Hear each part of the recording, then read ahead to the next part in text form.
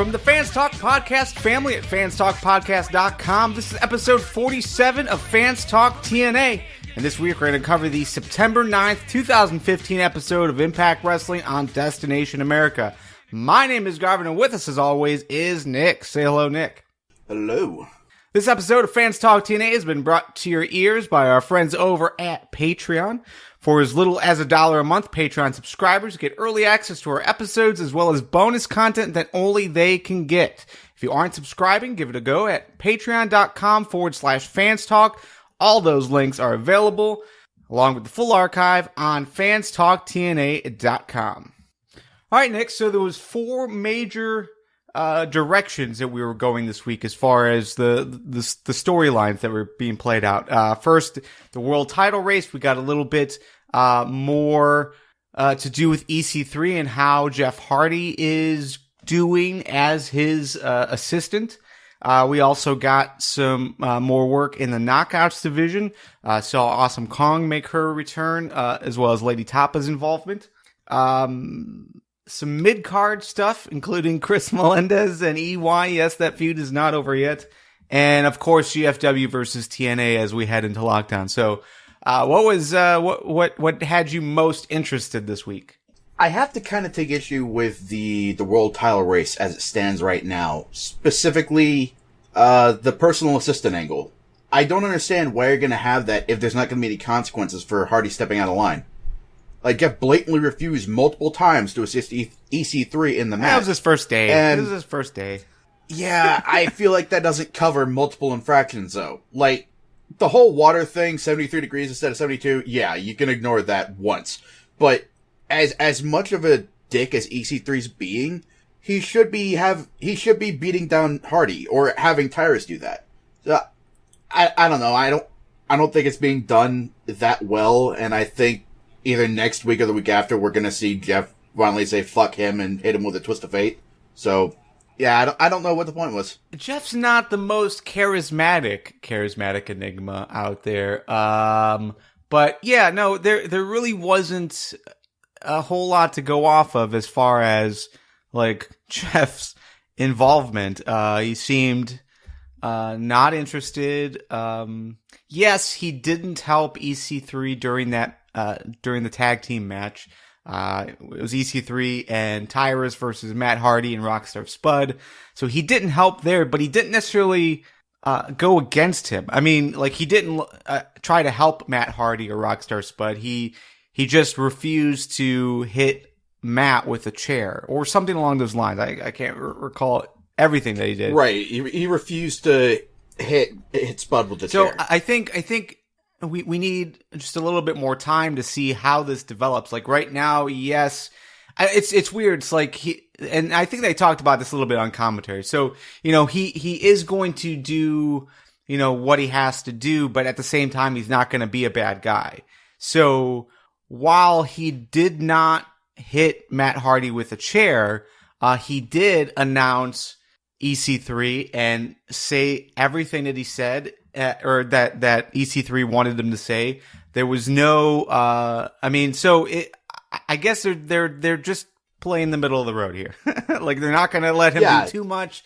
And I think we just have to give it more time. I think for sure we'll definitely cross that road as far as, he doesn't do what EC3 wants him to do enough times that EC3 finally has to punish him. But at this point, it doesn't seem like EC3 is totally taking it seriously either. So, yeah, I don't have a problem with the whole letter of the law interpretation deal. It's like, yeah, I have to help you, but I don't have to actively hurt other people. It's just, I feel like Hardy stepped over that line too many times for EC3 to really ignore it. Yeah. Well, it's definitely, I don't know. I asked you what had you most interested.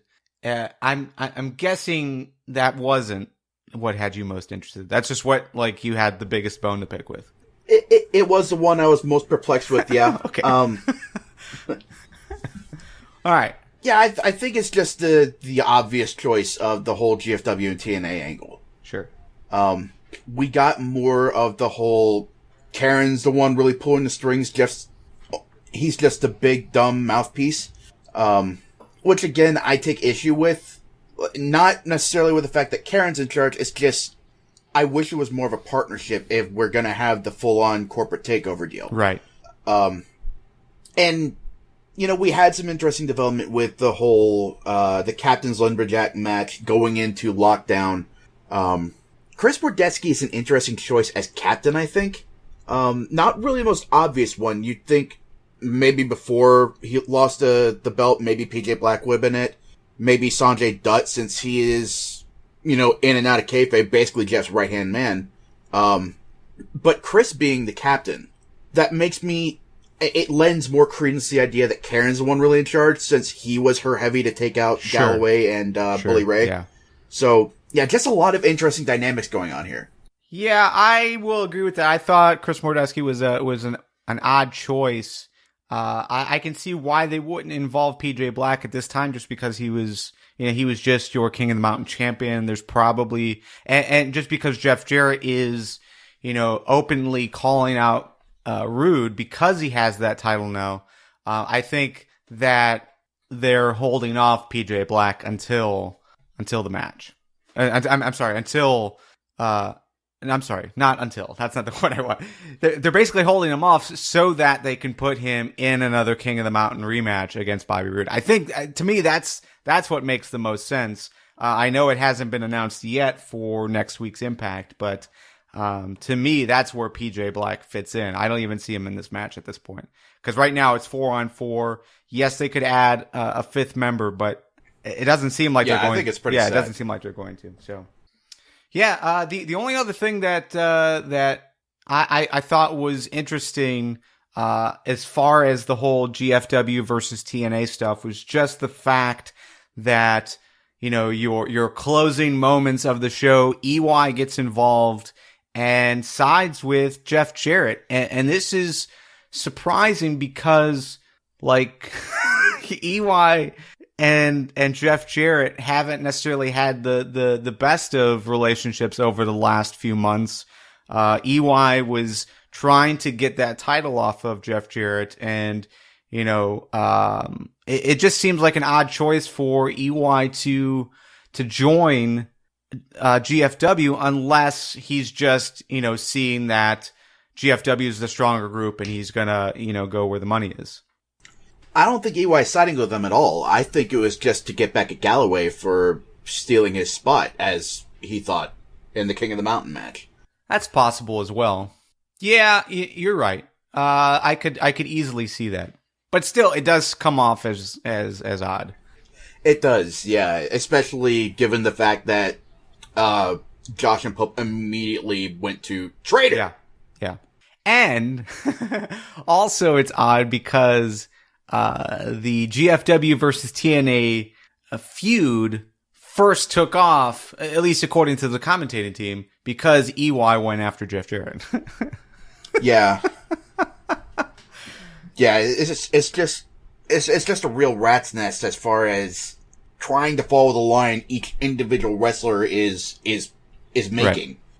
So the other thing that I like about this is the fact that we're seeing this carry over to other things happening. EC3, while last week I was kind of disappointed that they're letting EC3 kind of wallow in this side storyline while this big thing is happening, basically referenced it this week that he doesn't care, he's winning and retaining his title, so that's all he cares about. So I like that they at least addressed it.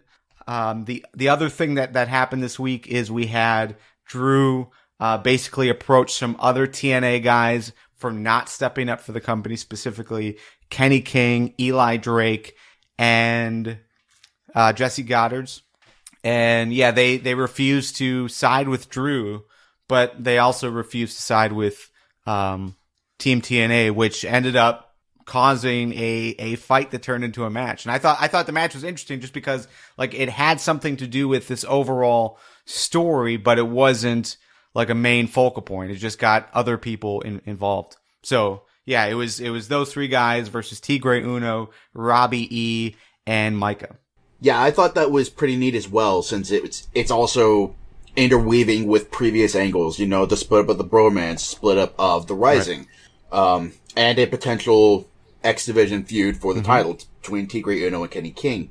I like that, mid-card guys are being utilized, and it's also got potential implications for the main storyline. Specifically, the heels in this arrangement, I can't remember if it was Jesse or Eli that made the comment, but they're talking about, why would we stand with you? Like, we're gonna be here either way, whoever wins. And that makes me wonder if the whole dynamic between Karen and Jeff isn't just, puppet master pulling Jeff's strings, but rather there's eventually gonna be a split between Jeff and Karen. Like, Jeff decides, I didn't want this fight in the first place. I just wanted to bring two companies together for great competition. And he eventually sides with Dixie and Drew, and, we get a split with TNA and GFW guys on both sides. Like, PJ Black comes in and joins the TNA side, joins with Jeff Jarrett.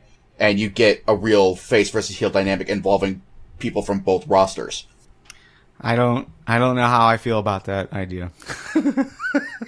I mean, if it goes the way that we're both thinking, and a lot of other people are thinking, that GFW is eventually going to take over TNA, like, outside the storyline, then I think that would be the, I don't know about best way, but I don't know about most likely way either, but it just makes the most sense to me.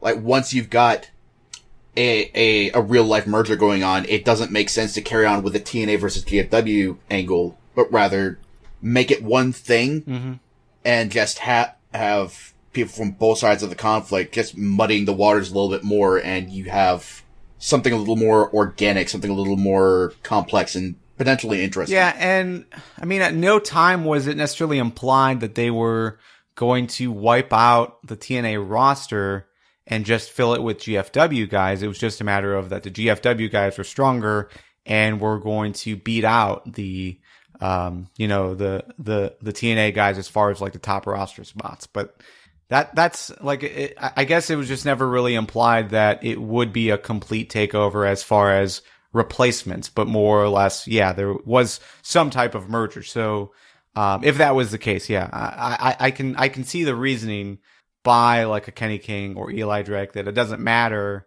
what happens, they're still going to have a job. And, that was always, it always seemed like that was the implication as well. I think it would be much more intriguing if that wasn't the case. If they were put into a spot to fight for their jobs, like what would they do? Would they team with Team TNA, or would they try to just convince Jeff Jarrett to keep them on, as a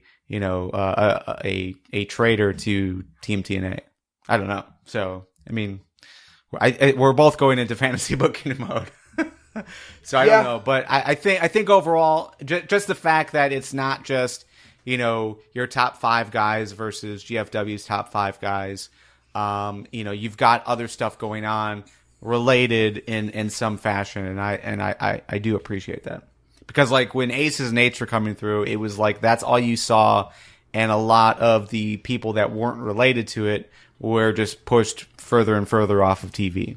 So, all right. Well, there is another title race that is going on.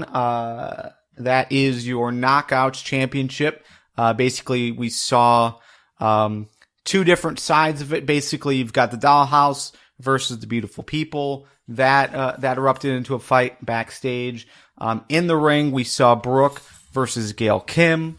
That also brought forward Lady Tapa from GFW, which was a nice show. And then finally, like I was literally saying to myself, where is Kong? Like why are they not using Kong? And then Kong comes out.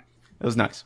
Yeah, I have been missing her. I just assumed that they were keeping her in reserve when they decided to bring knockouts, or women in general, back into the TNA versus GFW fray. Right. Because, that whole fight from the very first night never got resolved. So I was just waiting for them to make time for a rematch. But yeah, it was nice to see a knockouts match. I am kind of getting tired of having title matches that get that go unresolved just because of outside interference. But at least we're getting a little bit of advancement. The beautiful people's kind of in trouble now. They're down a member. Angelina Love is out. Sure.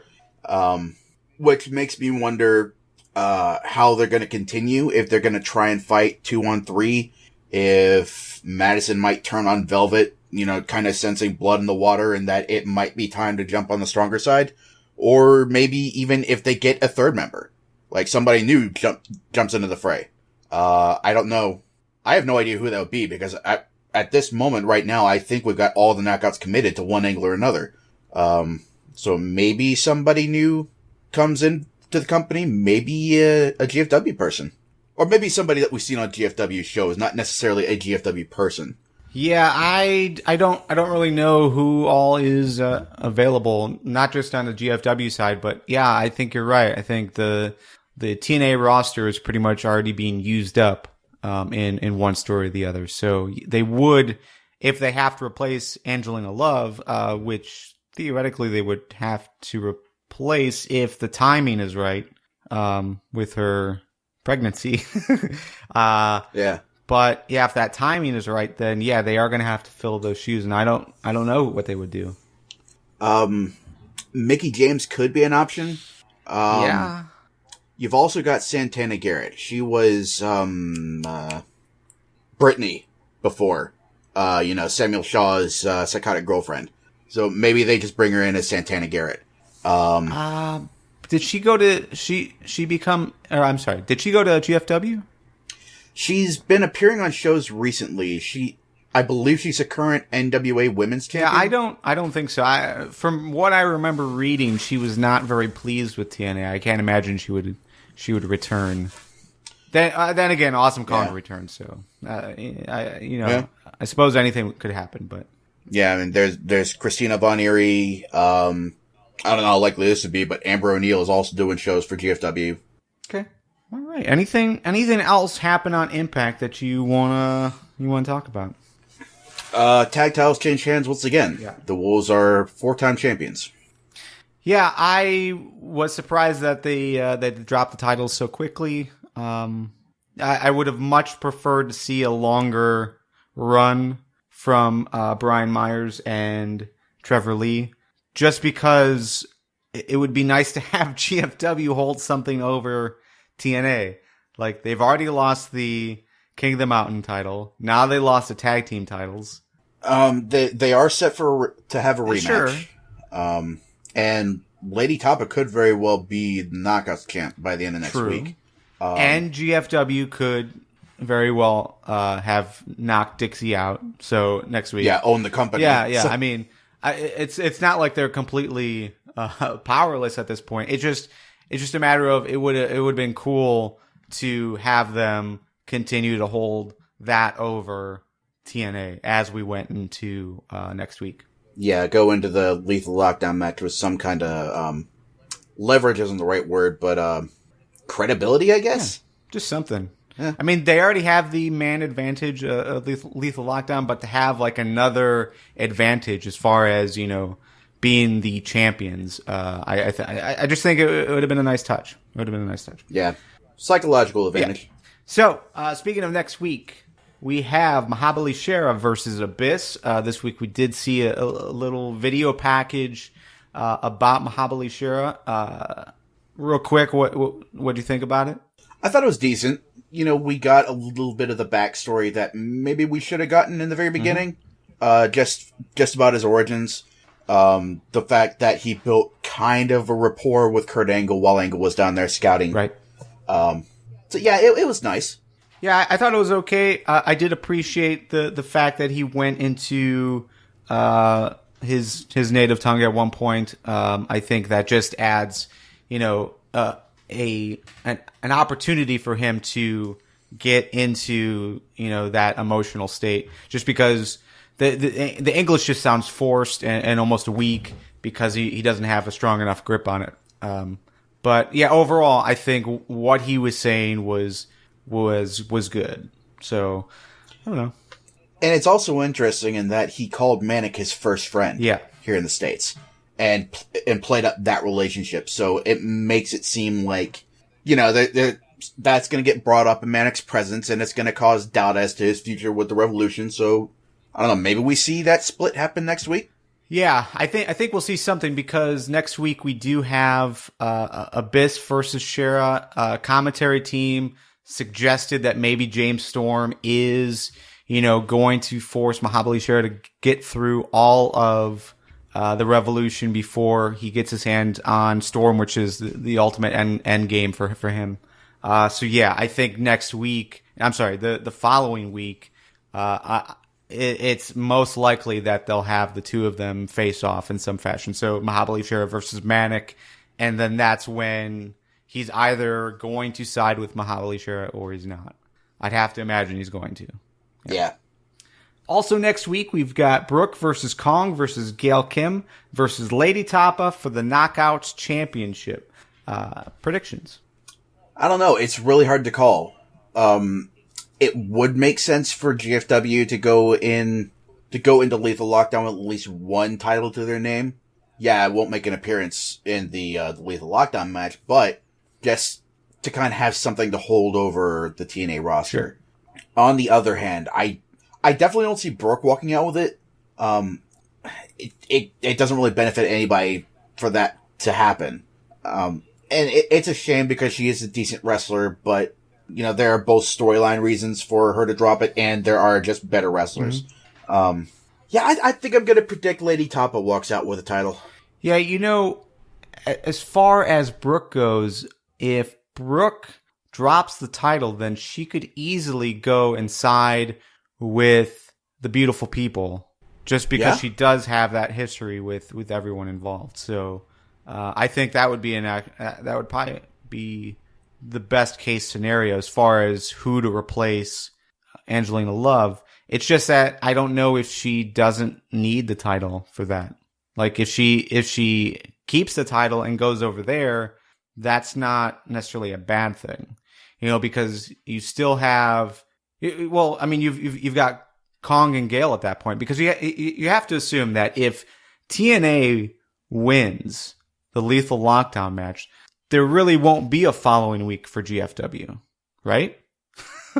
Probably not, but I've just considered it to be so outlandish for TNA to win this match that I haven't really been considering anything from that angle. Yeah, no, I'm with you. But yeah, for me, I think I am going to go with Brooke retaining. I think Kong and Lady Tapa will take each other out. Gail Kim will probably be involved in that. And yeah, I think Brooke will just squeeze by somehow. TNA versus GFW in the Lethal Lockdown match. I'm with you. I cannot see, I can't see why they would spend so much time dedicated to this story not to have GFW continue. It's the most interesting thing happening right now. For GFW to lose, it doesn't make sense for them to continue, which means I've almost like they've wasted the last 4 months, or not 4 months, but 4 weeks. Yeah, I'm guaranteeing that there's going to be some kind of shenanigans to make that happen. Jarrett runs down with his guitar, or somebody else from GFW, like Scott D'Amore, causes some kind of distraction. It's definitely not going to be a clean win, but it's going to be a win. It's going to be a GFW win. Something dirty is going to happen. Okay. All right. If you enjoy this episode and want to hear more, you can find more at fanstalktna.com. And if you really like this episode, please take a moment, share your wealth with us. It just really costs you a beer a month. Buy us a beer. We like beer. Over at patreon.com/fanstalk. For as little as $1 a month, you can help fund the show. And then we don't have to read 5 minutes of ads at the top of every episode. All right, Nick, what was the best thing that happened this week in TNA? It might not have been the best, but I'm going to throw my win to the fact that Scott D'Amore is starting to get a little more involved. He's just got such a storied presence in TNA's history.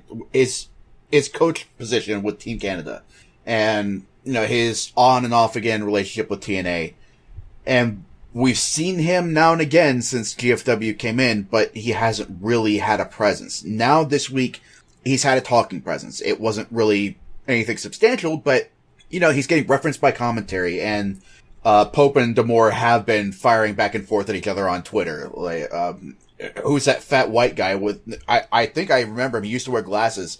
And wow, they're really talking a lot of smack behind that booth. I don't think they would be if they were here in the ring. It's just been interesting to watch that dynamic, and I hope that trend continues, that, you know, we get a real reason for why he's there, not just an extra guy in a GFW t-shirt. Right. All right, my win of the week is actually going to go to basically like the mid card of the GFW versus TNA match, the 6-man tag match. I just thought it was nice to see Tigre Uno, Micah, Rob E, Kenny King, Eli Drake, and Jesse Goddard's like involved in this. I thought it was a pretty good match for what it was. And, you know, I just really like seeing these guys, and, you know, normally you wouldn't even see them on TV. So I thought that was my win of the week. What about your fail? What was the worst thing that happened this week? Probably the continuation of the EY Melendez feud. EY has clearly got more important things going on, so I don't know why they keep throwing Melendez at him.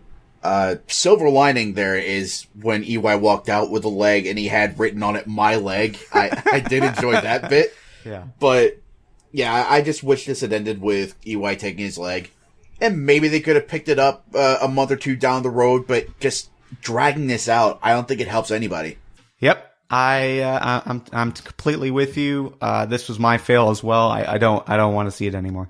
So, okay. Any final thoughts before we say goodbye? Nope. Okay. I think that's it. That's all the time that we have for this edition of Fans Talk TNA, but the conversation does not have to stop here. You can join us over on YouTube as we continue the conversation with you. We're also available on Twitter, Facebook, Google+, and Instagram. All of those links are available on fanstalktna.com. And of course, if you are a member of the Squared Circle of Trust over on Patreon, you've got access to the Slack channel where we continue the conversations every day over there. So thank you everyone for checking out the show, and we'll talk to you next week. See ya.